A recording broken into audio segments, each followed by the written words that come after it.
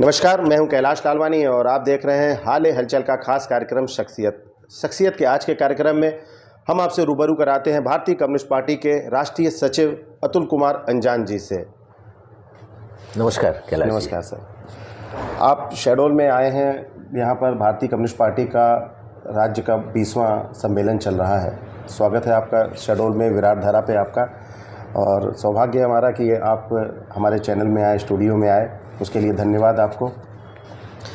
आप बीते कई दशकों से भारतीय कम्युनिस्ट पार्टी की राजनीति कर रहे हैं और एक प्रखर पत्रकार भी हैं, विचारक भी हैं।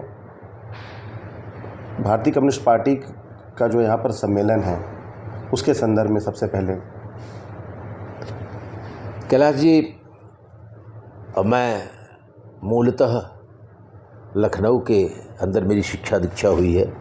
वहीं पढ़ाई पढ़ी लखनऊ यूनिवर्सिटी में और पोस्ट ग्रेजुएशन किया, लॉ किया, LLM किया, MPA किया।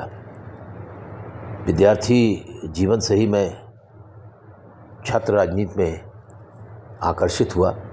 मेरे पिता डॉक्टर अयोध्या प्रसाद सिंह राष्ट्रीय आज़ादी की लड़ाई में 18 वर्षों तक जेल और फरारी के जीवन में और उस दौर से गुजरे। वो हिंदुस्तान सोशलिस्ट रिपब्लिकन एसोसिएशन, जो पंडित चंद्रशेखर आज़ाद, ठाकुर रोशन सिंह, अशफाक उल्लाह खान, शहीद आजम भगत सिंह, सुखदेव राजगुरु, भगवती चरण वर्मा, यशपाल और तमाम क्रांतिकारियों की संस्था थी। काकोरी के अंदर लखनऊ के पास अंग्रेज़ों का खजाना लूटा गया था चंद्रशेखर आज़ाद जी के नेतृत्व में। बाद में उस मुकदमे में ठाकुर रोशन सिंह, पंडित राम प्रसाद बिस्मिल, अशफाक उल्लाह खान और राजेंद्र लाहिड़ी को फांसी की सज़ा हो गई थी और कई लोगों को आजीवन कारावास हुआ था और कई लोगों को मृत्युदंड भी हुआ और कई लोगों को लंबी सजाएं हुई। मेरे पिताजी को भी उसमें सज़ा हुई, जेल में रहे, जेल से फरार भी हुए। तो एक पूरा जीवन मुझे उन क्रांतिकारियों से प्रेरणा मिलती रही। मेरे पिताजी डॉक्टर थे और आज़ादी के बाद 1948 में छूटने के बाद उन्होंने लखनऊ में अपनी प्रैक्टिस की और एक नामी डॉक्टर भी हुए। और तमाम स्वतंत्रता सेनानी हमारे घर पर आते थे और रहते थे, उनका इलाज करते थे। शहीद आजम भगत सिंह के साथ क्रांतिवीर बटुकेश्वर दत्त ने ब्रिटिश पार्लियामेंट में बम फेंका था। वो सांस के बहुत मरीज़ थे। आज़ादी के बाद जब वो रिहा हुए, जेलों में बड़ा लंबा समय काटा, अंडमान से लेकर और दूसरी जगह तक, तो मेरे पिताजी के पास आते थे। मेरे पिताजी के बहुत दोस्त भी थे। मुझे इस बात का सौभाग्य प्राप्त हुआ कि जब मैं बहुत छोटा था जी, तो मैं बटुकेश्वर दत्त के कंधों पर खेलता था। मेरे पिताजी कुछ दिनों कांग्रेस में भी रहे। जवाहरलाल नेहरू के बहुत दोस्त थे। वैचारिक मतभेद हुआ। रफ़ी अहमद किदवई के साथ कुछ दिन वैचारिक रूप से रहे और फिर MN रॉय, जो भारतीय कम्युनिस्ट पार्टी के एक बड़े नेता थे और देश और दुनिया के बड़े माने हुए विचारक थे, जिन्हें कहा जाता है कि चीन की क्रांति में कम्युनिस्ट इंटरनेशनल ने उनको चीन भेजा था और वो माओ त्से तुंग के गुरु थे। उनके साथ हमारे पिताजी ने all India radical democratic party बनाई और उसके महासचिव रहे। तो इस पृष्ठभूमि में छोटी उम्र से ही मुझे स्वतंत्रता सेनानियों और उनके विचारों से ओतप्रोत होने का मौका मिला और बहुत कम उम्र में मैं छात्र राजनीति से चलते चलते अपने विचारों को लेकर आगे बढ़ा। 89 बार जेल गया, पौने 5 साल जेल काटी। 1973 में उत्तर प्रदेश के अंदर पुलिस का और PAC की बगावत हुई थी। उस बगावत का नेतृत्व किया। 11 महीने जेल में रहा DIR में। कई पूरा दौर है। आज़ाद हिंदुस्तान में कोई व्यक्ति छात्र राजनीति में 6 वर्षों तक किसी विश्वविद्यालय का छात्र संघ का अध्यक्ष नहीं रहा होगा। मैं देश की सबसे बड़े विश्वविद्यालय लखनऊ विश्वविद्यालय, प्रदेश की राजधानी लखनऊ विश्वविद्यालय, लखनऊ यूनिवर्सिटी स्टूडेंट्स यूनियन का 6 वर्ष निरंतर अध्यक्ष रहा। 1.5 लाख लड़के लड़कियां उसमें वोट करते थे। 50 लाख रुपए सालाना उसका बजट हुआ करता था और बड़े बड़े आंदोलन हमने पढ़ाई और लड़ाई साथ साथ करने का। शिक्षा, केरल हो या राजस्थान, शिक्षा होगी एक समान, हो गरीब या हो धनवान, शिक्षा होगी एक समान। ये मेरी सोच के हिसाब से देशव्यापी आंदोलन हमने चलाया। ऑल इंडिया स्टूडेंट फेडरेशन का मैं राष्ट्रीय अध्यक्ष हुआ।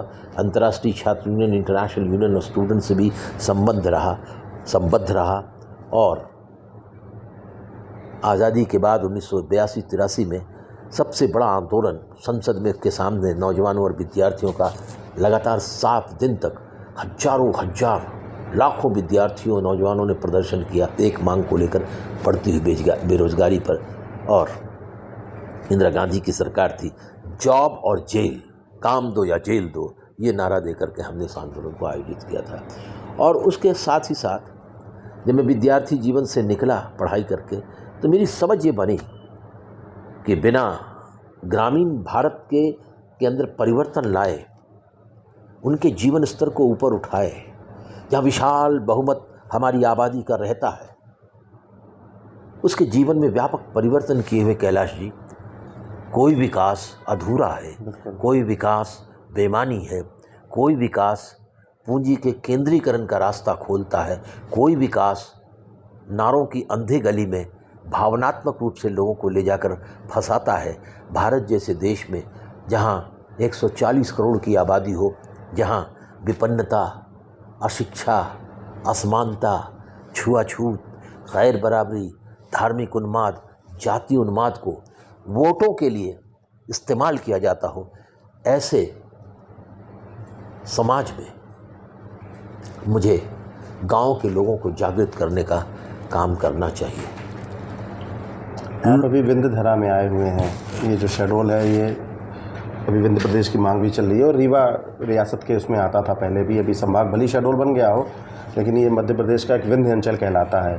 और हमें अभी जानकारी भी हुई कि आपका जन्म जो है इसी विंध्यधरा पर हुआ था, रीवा में। आपका मेरा नहीं, मेरी माता जी का। अच्छा, माता जी का। आप मूलतः मतलब ननिहाल आपका रीवा में। बहुत कम लोग जानते होंगे। हाँ। हमने आप ही से कल सुना था वहाँ पर, तो हमने उसी में चर्चा की कि हो सकता है बचपन आपका रीवा में बीता होगा। और एक ननिहाल से प्रेम तो रहता है, ननिहाल की भूमि से प्रेम रहता है। और हमारे जो दर्शक हैं खासकर वो इसी विंध्यधरा के हैं जो आपको सुनेंगे, तो उन्हें भी जानकर अच्छा लगेगा कि आप विंध्य के सपूत हैं कहा जाए तो। ननिहाल ही भली आपका बचपन तो बीता होगा वहाँ पर। और ननिहाल और दधियाली तो होता है जी जी जी, जो जुड़ता है। जी जी। नई गढ़ी में रीवा के अंदर एक बड़ी रियासत थी, बड़े राज्य में, रीवा के बघेलखंड में जो भी कहें आप, नई गढ़ी एक रियासत थी। और मेरे बड़े नाना जो थे ठाकुर गोपाल शरण सिंह हिंदी के एक बहुत बड़े कवि थे, और मेरी माता जी वहीं की हैं। तो मेरी माता जी तो हर साल 2 साल वहाँ आती जाती रहती थी विवाह के बाद। तो मेरी माता जी ने भी आज़ादी की लड़ाई में हिस्सा लिया। जी। संभागीय मुख्यालय से सटे आधुनिक सर्व सुविधा युक्त स्वास्तिक बिल्डर्स की नई फॉर्च्यून सिटी आपके सपनों को साकार करने वाला आपका अपना घर। रेरा सहित समस्त शासकीय अनुमतियों को पूर्ण करने के साथ ही स्वास्तिक बिल्डर आपके सपनों को सच करने के लिए फाइनेंस सुविधा उपलब्ध करा रहे हैं। आपकी पहुंच के अंदर की कीमत पर शांति और सद्भाव वाले माहौल में अब तक की सबसे व्यवस्थित कॉलोनी में आप पाएंगे grand entrance gate, wide RCC road, rain water drainage system, sewerage line, chamber and individual septic tank for H block, STP sewerage treatment plant, well developed beautiful garden, electricity supply system and street light, all government approval, overhead water tank with water supply system, finance facility through bank, sports activities area, morning walk and jogging track, complete covered temple with boundary wall, security system with camera surveillance, temple and swimming pool. Promoter and developer Swastik Buildcon Ajay Kumar Jaisinghani. जो आपकी छवि है national स्तर पे, राष्ट्रीय स्तर पे, CPI के भले ही आप राष्ट्रीय सचिव हैं, प्रखर वक्ता भी हैं, अच्छे विचारक भी हैं। लोगों की ये बात रहती है कि काफ़ी लोग थे जिन्होंने समय समय पर सीपीआई को बहुत दायरा सिमटता गया सीपीआई का, भले ही ट्रेड यूनियन तक सीमित था या फिर जो एमएलए एमपी चुने जाते थे, कल भी बात आई थी, तो अब कम हो रहे हैं। आपने सीपीआई का दामन क्यों थाम के रखा, क्यों नहीं दूसरी जगह आप चले गए, क्या कारण रहा? कैलाश लालवानी जी, बहुत माकूल सवाल आपने उठाया है। अक्सर आज मैं जहाँ खड़ा हूँ, आज जहाँ मैं, जो भी आप मुझे समझते हो, उसमें सबसे बड़ा योगदान मेरे माता पिता का है, सबसे बड़ा। उसके बाद मेरे अध्यापकों का, गुरुजनों का है, चाहे किसी विचारधारा के रहे हों, जिन्होंने मुझे निखारा, पढ़ाया, लिखाया, समझाया। और आज भी जब मैं अपने गुरुओं को देखता हूँ लखनऊ में और किसी और जगहों पर, तो मैं इस बात की बिना परवाह किए स्कूटर से उतर कर, मोटरसाइकिल से उतर के, कार से उतर करके उनके चरण छूता हूँ। तो मेरे गुरुओं ने मुझे सिखाया, मेरे दोस्तों ने मुझे निखारा और मेरी पार्टी ने मुझे सराहा और विचारों की शान पर मुझे लगातार आगे बढ़ाया। मैं राजनीति में पैसा कमाने थोड़ी ही आया हूँ।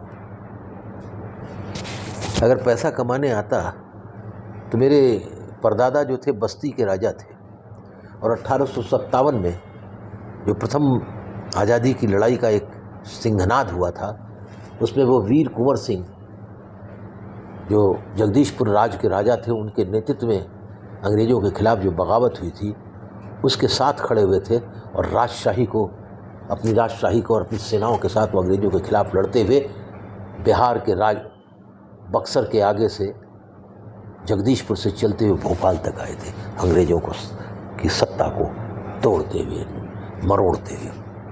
हमारे ग्रेट ग्रैंडफादर लकड़दादा उसी में शामिल हुए और उनका राजपाट चला गया और भाग करके फिर वो आसाम में कामरूप कामाख्या के मंदिर में उन्होंने शरण ली थी अपने विश्वस्ती पसालारों के साथ। तो हम लोगों का वो एक बैकग्राउंड है, हम लोगों ने आज़ादी की लड़ाई में खोया है। हम इस आज़ादी की लड़ाई में देश के लिए, आज़ादी के लिए साधारण लोगों के चतुर्दिक विकास के लिए एक सोच लेकर के आए। हम लोग अपनी रियासत बनाने के लिए सियासत में नहीं आए। आए होंगे, बहुत से लोग आए हैं जी जी। हाँ, तो इसलिए हमारा बैकग्राउंड दूसरा, इसलिए लोग बदलते होंगे पार्टियाँ कपड़ों की तरह। जो अपनी जगह विचारों पर स्थिर नहीं हो, समाज की क्या सेवा करेंगे। विचार अगर आपको नहीं मिल रहे हैं तो परिवर्तन कीजिए उसी जगह जिसमें रहे हैं। जिस विचारधारा से लैस होकर के आप उस पार्टी में गए हैं, उसी में परिवर्तन कीजिए अगर वो ठीक नहीं चल रही है। जो पार्टी का अभी जलाल चल रहा है या जिसकी संभावना बढ़ रही है, उस पार्टी को छोड़कर उस पार्टी में जा रहे हैं। इसका मतलब क्या है? मौका परस्ती। इसका मतलब क्या है? आप जनता की के बारे में और समाज के बारे में नहीं सोचते हैं, निजी स्वार्थों के लिए आप पार्टी तोड़ रहे हैं। और फिर वो पार्टी अगर नहीं सत्ता में आई और वो पार्टी आ गई तो फिर तीसरी पार्टी में चले गए। भारत की राजनीति में सबसे बड़ा दोष ये है कि हमारे राजनीति करने वाले लोग राजनीति को एक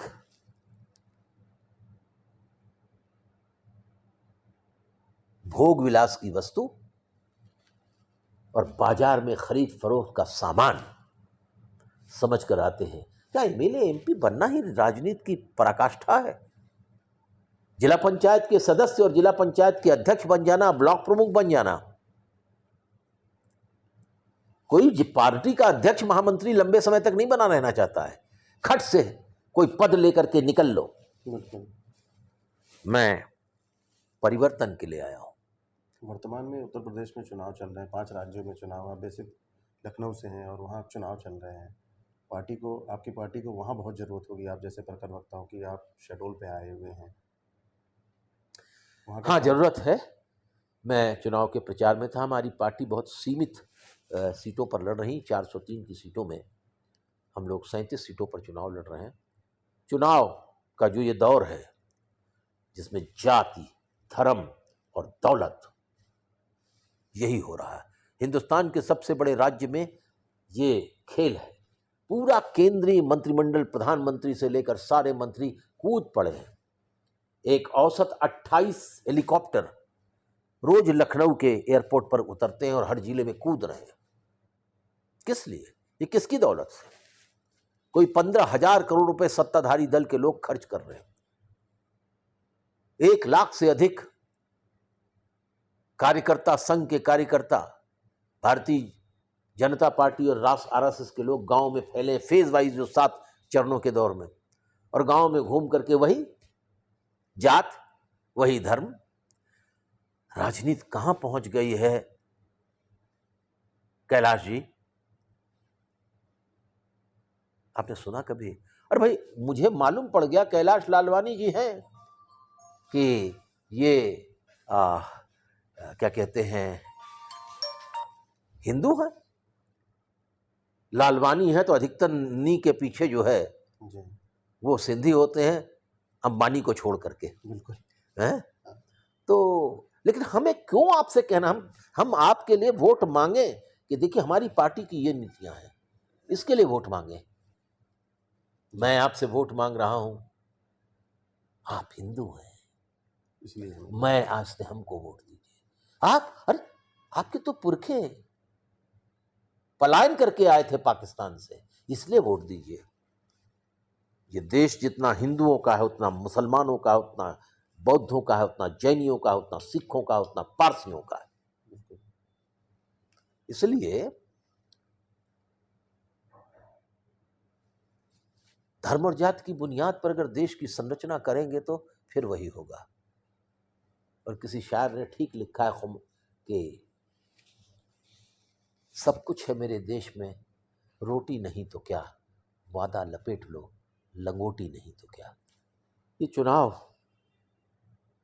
हर चुनाव महत्वपूर्ण होता है, लेकिन ये चुनाव उत्तर प्रदेश का और इन सहित 5 राज्यों का महत्वपूर्ण चुनाव है। सब लुटाया जा रहा है। पिछले 104 दिनों से पेट्रोल डीजल के दाम नहीं बढ़े हैं। जैसे ही 10 मार्च को चुनाव हो जाएगा, पेट्रोल और डीजल के दाम कैलाश लालवानी जी बढ़ जाएंगे।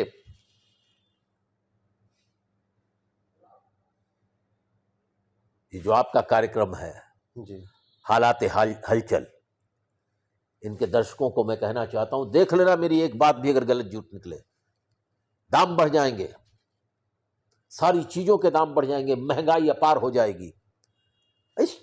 बताइए ना, ये 4-6 महीने के अंदर महंगाई कहां पहुंच गई? 70 रुपए 80 रुपए कड़वा तेल जो बिकता था 220 230 हो गया। ये सब जो मुद्दे हैं आप बता रहे हैं, बेरोजगारी का मुद्दा, महंगाई का मुद्दा, क्या इन मुद्दों को लेकर आम आदमी तक आपकी पहुंच नहीं है, या विपक्षी भाजपा को छोड़ के दूसरी पार्टियां हैं क्या असफल हो रही हैं? सब तो एकजुट दिख रहे हैं, भाजपा से लड़ रहे हैं, चाहे समाजवादी हो, चाहे बहुजन हो, चाहे कांग्रेस हो, चाहे सीपीआई। कोई एकजुट नहीं है, ये गलत है, सब अलग अलग लड़ रहे हैं।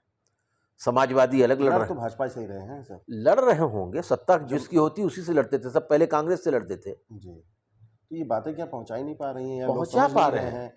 देखिए, ये आपसे पहुंचाने का मेरी तरीका बात हो रही है खुल जी, करके, जी, समाचार पत्रों में क्या आ रहा है ये विपक्षी बात? बिल्कुल नहीं। ये पूरे देश के अंदर पिछले 5 वर्षों से अघोषित आपातकाल है। आप अपनी बात नहीं कह सकते, लिख नहीं सकते। जिन मालिकों ने किया उनके घरों पर रेड हो गई।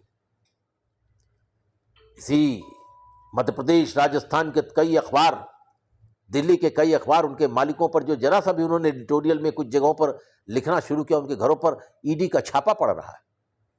ये ईडी का छापा पहले भी तो पड़ सकता है, आज ही एकदम भ्रष्टाचार दिखाई पड़ा आपको।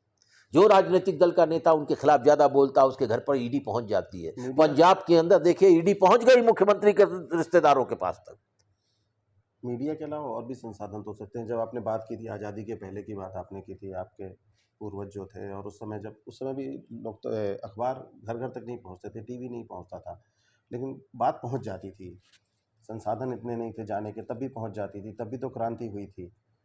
कहीं ना कहीं ऐसे नहीं लग रहा कि अपने अंदर कुछ कमी है? लोगों को जागरूक नहीं किया जा पा रहा, लोगों तक सही बात, वो उनको भ्रमित करने में सफल हो जा रही है भारतीय जनता पार्टी, और बाकी जो पार्टियां हैं वो अपनी बात रख नहीं पा रही है, लोगों को संतुष्ट नहीं कर पा रही है, समझा नहीं पा रही है, कुछ कमी रह जा रही है।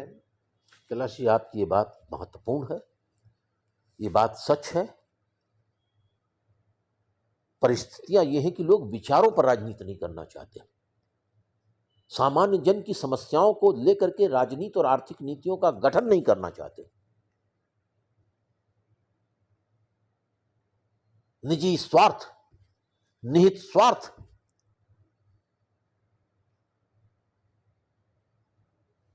आज राजनीतिक दलों के जाति और धर्म और क्षेत्र और भाषा और इस सारे सवालों को लेकर के सत्ता में पहुंचने का रास्ता बनने का साधन बन गए हैं। इसलिए निहित स्वार्थों के चाणक्य अपने अपने चंद्रगुप्त को लेकर के मैदान में उतर पड़े, उनको नचा रहे हैं। लेकिन वो चाणक्य कहीं दिशाहीन है। आवारा पूंजी का बहुत बड़ा रोल हो गया है। आवारा पूंजी बनी काला धन, ये सब क्या बताइए ना। दो आदमियों की पार्टी थी, भारतीय जनता पार्टी, आज बहुमत में आ गई पार्लियामेंट में, ठीक है, समझ में आया। लेकिन देश की, इस दुनिया की सबसे बड़ी पैसे वाली पार्टी कैसे हो गई? एक कानून बनाया गया, पारदर्शिता और ईमानदारी की बात कर रहे हैं। एक कानून बनाया गया, उस कानून में कांग्रेस पार्टी भी साथ में उनके रही। वहीं कानून पास कराया गया पार्लियामेंट में कि कोई आदमी किसी पार्टी को चंदा देगा तो स्टेट बैंक ऑफ इंडिया से बॉन्ड खरीदेगा और बॉन्ड खरीदेगा, अपनी मर्जी के अनुसार जिस पार्टी को चाहेगा दे देगा। इसलिए हजारों हजार करोड़ रुपए भारतीय जनता पार्टी को और कांग्रेस को मिल गए। अब उनको बताने की जरूरत नहीं कि बॉन्ड कहां से आए, किसने दिए, ये गुप्त रहेगा। तो हमको काहे को देगा? हम तो नहीं लेंगे ना। हम तो समाज की दौलत का, जो किसान, मजदूर, नौजवान, विद्यार्थी, छोटे व्यापारी अपने उद्यमों से जो देश के लिए दौलत पैदा करते हैं, उस दौलत का हम मुंसिफाना तकसीम, न्यायिक वितरण के है। और अगर न्यायिक वितरण नहीं होगा तो गरीबी हमारे आंगन में पसर जाएगी, जिससे आज पसर गई है। बेकारी पढ़े लिखे नौजवानों में भी बढ़ेगी और अकुशल और कुशल कारीगरों में भी बढ़ेगी, गांव के नौजवानों में भी बढ़ेगी, जो पसर गई। और इसीलिए क्राइम बढ़ेगा, आत्महत्याएं बढ़ती चली जा रही है, आवारापन और बेगानापन हो रहा है। हमको तो लग रहा है कुछ ऐसा दिन आएगा कि भारत के अंदर अगर बढ़ती हुई बेरोजगारी पर आपने रोक नहीं लगाई और लोगों को उनके मेहनत का उचित मुआवजा नहीं मिला, तो समाज में सामाजिक अराजकता और आर्थिक अराजकता का रास्ता खुलेगा। ये क्या हुआ? किसान आंदोलन। जब आपने 3 किसान के खिलाफ कानून ला दिए मोदी जी, ना आपने पूछा। कृषि केंद्र सरकार का विषय नहीं है, ये राज्य सरकारों का विषय है संविधान के अनुसार। किसी राज्य से पूछा आपने? और दिखाने के लिए भारतीय जनता पार्टी के किस कृषि मंत्रियों की बैठक बुला लेते, मुख्यमंत्रियों की बैठक बुला लेते, तब ये कानून बनाते। पार्लियामेंट में, लोकसभा में आपका बहुमत है, आपने पास करा रहे। राज्यसभा में तो आपका बहुमत था नहीं, आपने हुड़दंग के बीच में हो करवा के कहा, यस, पारित हो गया। और आखिर इतिहास में और दुनिया के इतिहास में इतना बड़ा ऐतिहासिक आंदोलन, लाखों लाख किसान बैठे दिल्ली के संसद के मुहाने पर बाहर, और सारे देश में लाखों करोड़ों किसानों ने, मजदूरों ने समर्थन किया, बुद्धिजीवियों ने समर्थन किया, कलाकारों ने नृत्य किया, साहित्यकारों ने लिखा, पत्रकारों ने अपनी बात लिखी। 750 किसानों ने बलिदान दिया। तब जाकर प्रधानमंत्री कह रहे हैं, मेरे कानून तो सही हैं, लेकिन शायद मैं आपको समझा नहीं पाया, इसलिए मैं इसे वापस ले रहा हूं। और वापस भी क्या, एक संसद में पारित कानून आपने कराया था ना, तो आप संसद से ही पारित वापस करते। आप ऐलान करके देश में क्यों कह रहे हैं? ये बात संसद में कहते, बाद में आपने संसद से पारित कराया। आप क्या हिटलर हैं यार? आपको संसदीय परंपराएं नहीं मालूम है क्या? आप नादिर शाह हैं क्या? आप हलाकू और हिटलर हैं क्या? आप नात्सी हैं क्या? आप क्या हैं? तोजो हैं, मुसोलिनी हैं। जो आप कह दें, खाता ना वही, जो आप कहें वही सही। संसदीय परंपराओं का भी आपको ज्ञान नहीं है। और जिस संसद में घुसने से पहले आप संसद की डेहरी पर सर रखते हैं, पूजा करते हैं। झूठ की भी हद होती है प्रधानमंत्री जी। मैं आपको अपनी डिग्री बता रहा हूं और मैं अपनी डिग्री दिखाना चाहता हूं। आप कक्षा 8 पास हैं या 12 पास हैं, बताइए ना। क्यों आपने दिल्ली हाई कोर्ट से इस बात का फैसला ले लिया कि कोई आदमी आपकी डिग्री के बारे में दिल्ली यूनिवर्सिटी से पता लगाने जाए तो उस पर बैन लग गया। आप कहते हैं ग्रेजुएट है, पोस्ट ग्रेजुएट है, बताइए ना किस विषय में है। आप कब हैं? इस देश में जाति और धर्म का क्या खेल चल रहा है? हमारे गृह मंत्री अमित शाह जी पहले जैनी थे, अब उन्होंने अपना धर्म बदल लिया, अब वो हिंदू हो गए। हमारे प्रधानमंत्री जी बोलते हैं, क्या आपका अध्ययन है? मगहर गए कबीरदास के इलाके में तो कहने लगे ये वो पवित्र धरती है जहां पर कबीर जी, गुरु नानक और बाबा गोरखनाथ एक साथ मिल बैठ करके विचार विमर्श करते थे और चर्चा करते थे सामाजिक सवालों पर। अरे भैया, दोनों के जन्म, तीनों के जन्म काल में बड़ा अंतर है। इतिहास तो पढ़ लो। क्या नई रामायण लिख रहे हो भाई आप? मोदी जी, कुछ तो पढ़ लिया करो। खाली दिन में तो 3-4 बार कपड़ा बदलने में आपका टाइम निकल जाता है। गरीब देश के बड़े अमीर प्रधानमंत्री बने घूमते हो, है? आप अच्छे विचारक हैं, सोशल मीडिया पे भी आपके लाखों फॉलोअर हैं और आपको सुनना चाहते हैं। और लेकिन आपने शुरू से ही ट्रेड यूनियन की राजनीति की और संगठन में ही रहे हैं। हालांकि एक बार 2014 में आपने चुनाव लड़ा था, दोबारा अभी भी चुनाव है। तो मैं लोकसभा का चुनाव लड़ता हूं, विधानसभा नहीं लड़ता। मैं संसद को अपने विचारों से ये कहना चाहता हूं कि सुनिए मेरे विचार। बाहर सड़कों पर भी अपने विचार रखता हूं, सड़क को भी गर्म करता हूं, संसद को भी गर्म करने के लिए जाना चाहता हूं। मैं चुनाव के 3-4 दिन, 5 दिन पहले तक चुनाव जीतता रहता और आखिर में धर्म और जाति और दौलत के आगे मैं हार जाता हूं। देश के बड़े बड़े पूंजीपतियों का पैसा मेरे विरोध में लड़ने वाले चुनाव के उम्मीदवारों का के लिए हो जाता है। वो कहते हैं कि ये बदमाश आदमी बाहर रहता है तो मेरी आर्थिक सवाल लूट के खिलाफ बोलता है, संसद में चला जाएगा तो और मेरी लिए परेशानी हो जाएगी, इसलिए संसद में इसको जाने ही मत दो। यह है। और मैं भी कहता हूँ कैलाश जी, मेरा ये पेट शेर है, परवाह नहीं गर्चे जमाना खिलाफ हो, रास्ता वो चलेंगे जो सीधा और साफ हो। बहुत बढ़िया। राज्य स्तरीय सम्मेलन शहडोल में आयोजित हो रहा 3 दिनों का। इसके बाद आप लोग की केंद्रीय बैठकें भी होंगी और भी आयोजन होने हैं। 2 दिनों की हड़ताल भी प्रस्तावित है। यहाँ से जो शुरुआत हो रही है, काफ़ी दिनों बाद शहडोल में, विंध्याचल में लाल लाल झंडे दिखने लगे, जो मूलतः कम्युनिस्ट थे और इस विचारधारा के थे, जो आपके विचारों से मेल खाते हैं, कम्युनिस्ट विचार, सबको बहुत अच्छा लगा। आगे की क्या योजना है? कैलाश जी, मैंने कहा ना कि हम रियासत बनाने के लिए सियासत नहीं करते।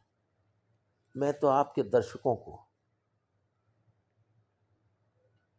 कैलाश लालवानी जी, आपके माध्यम से, समाचार पत्रों के माध्यम से कहता हूं कि हम बिल्कुल पाक हैं ऐसा नहीं मानते। हमारे अंदर भी कमजोरियां होंगी, सारी नीतियां सही नहीं है, लेकिन एक बात याद रखना, हम बेईमान नहीं हैं। आज़ादी के 70 साल की राजनीति में 20 मुख्यमंत्री हमने दिए हैं।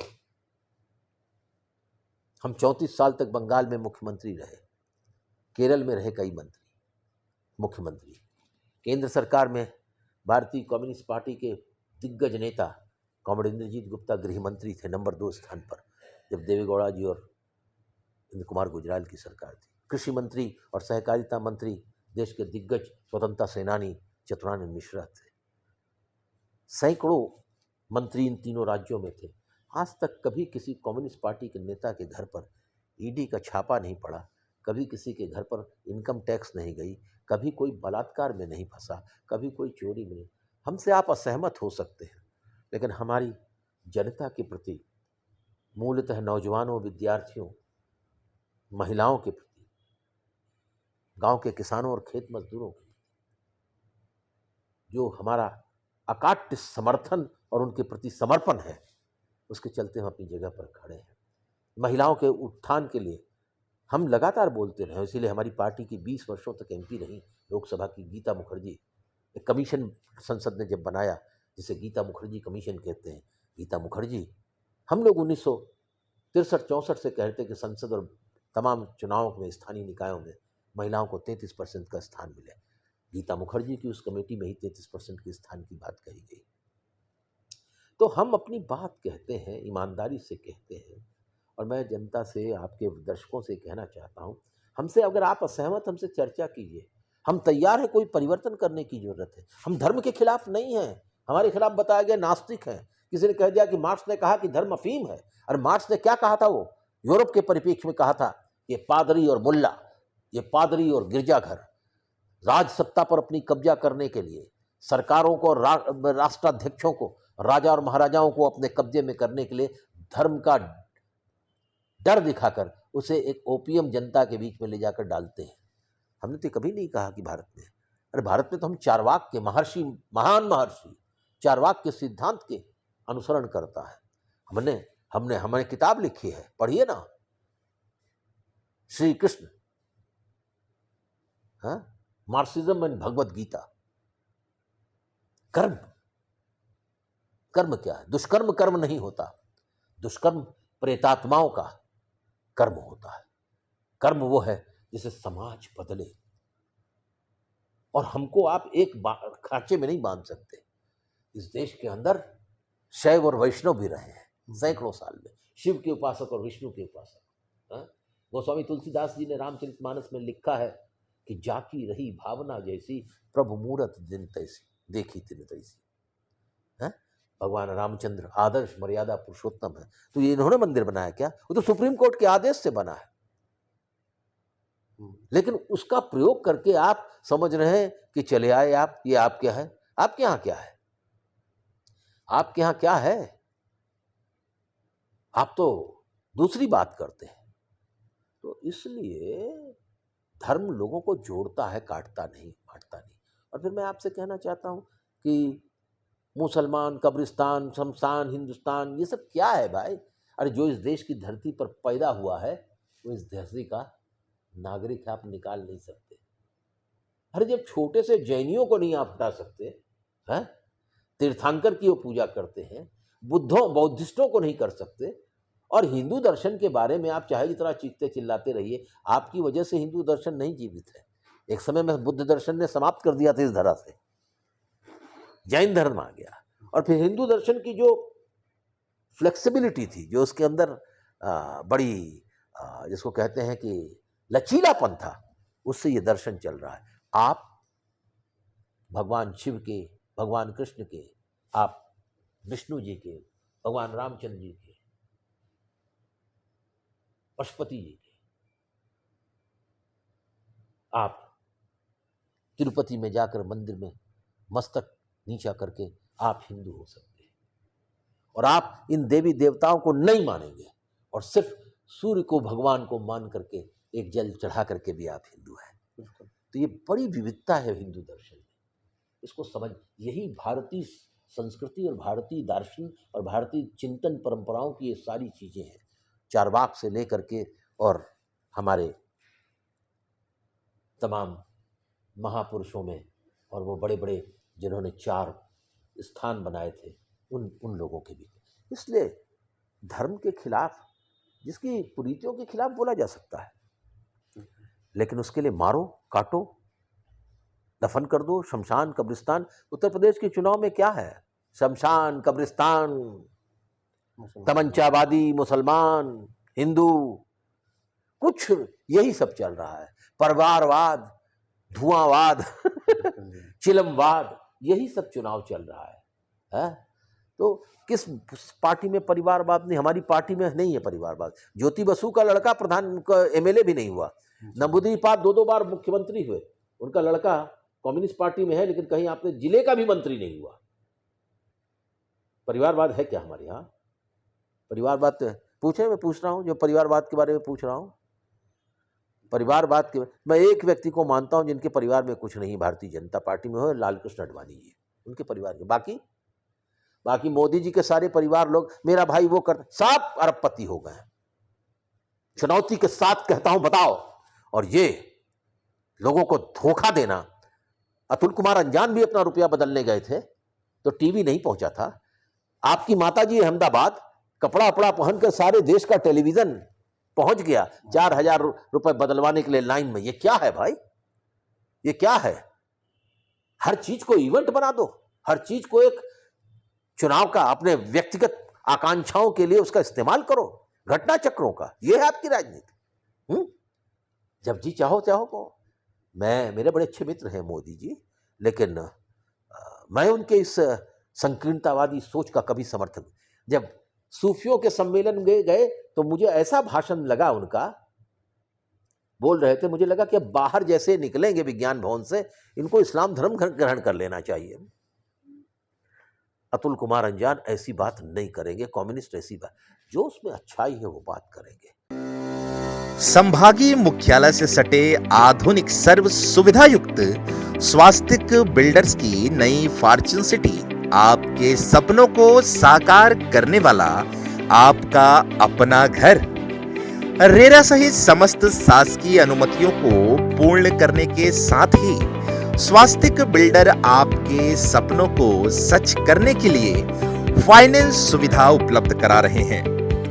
आपकी पहुंच के अंदर की कीमत पर शांति और सद्भाव वाले माहौल में अब तक की सबसे व्यवस्थित कॉलोनी में आप पाएंगे grand entrance gate, wide RCC road, rain water, drainage system, sewerage line, chamber and individual septic tank for H block, STP sewerage treatment plant, well developed beautiful garden, electricity supply system and street light, all government approval, overhead water tank with water supply system, finance facility through bank, sports activities area, morning walk and jogging track, complete covered temple with boundary wall, security system with camera surveillance, temple and swimming pool.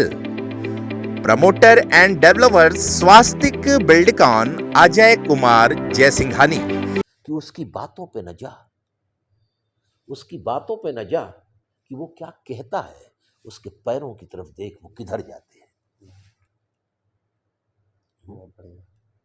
और मोदी जी के लिए मैंने शेर कहा है कि हम ही पर खत्म कर दो अपनी जुल्फों की परेशानी, है कि नहीं मुझे नहीं मालूम, हम ही पर खत्म कर दो।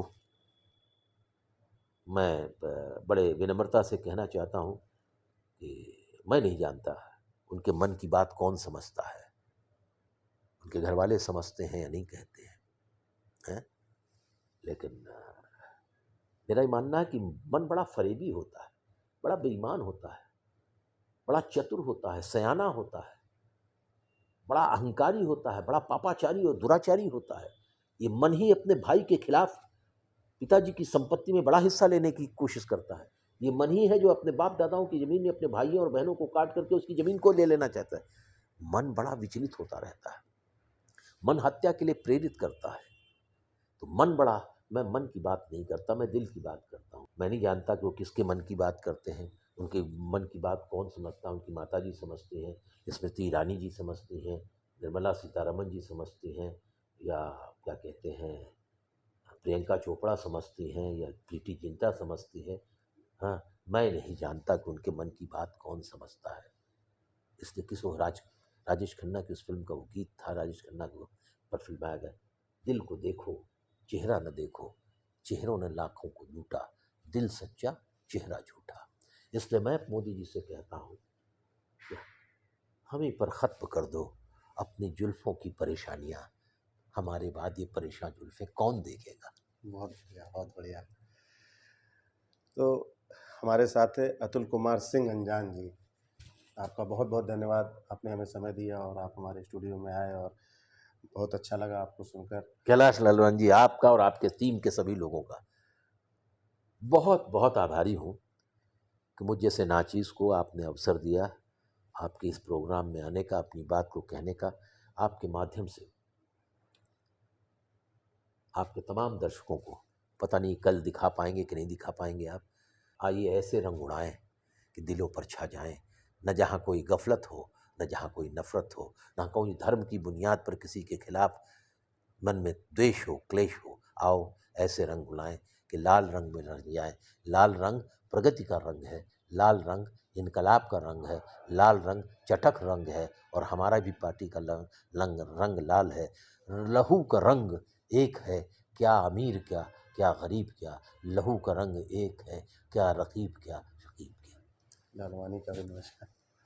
तो अगले कार्यक्रम में फिर नई शख्सियत के साथ हम आपके समक्ष रूबरू होंगे। तब तक के लिए इजाज़त दीजिए।